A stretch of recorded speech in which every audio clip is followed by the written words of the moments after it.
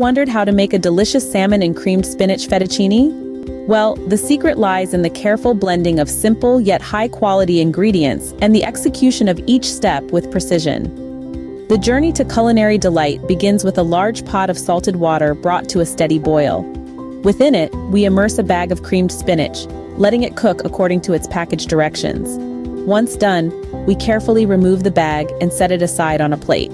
Now it's time for the fettuccine to take a dive into the boiling water, cooking it until it's just the right side of al dente.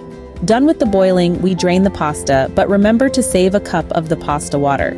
This starchy liquid is a secret weapon in pasta dishes, helping to create a sauce that clings to every strand of pasta. With the stove turned off, we return the pot to the stovetop.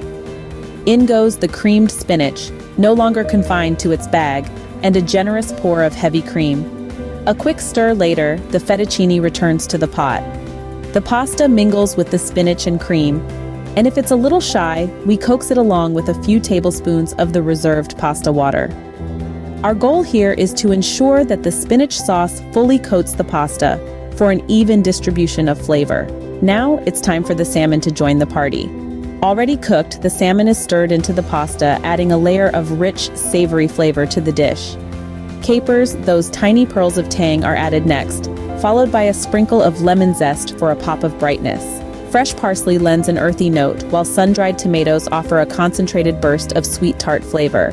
A dash of salt and pepper season the dish to perfection. To serve, we simply garnish the pasta with additional fresh parsley. And there you have it, a plate of salmon and creamed spinach fettuccine that's rich, flavorful, and ready to impress. So, to recap, we started with boiling creamed spinach and fettuccine, then created a creamy spinach sauce to coat the pasta.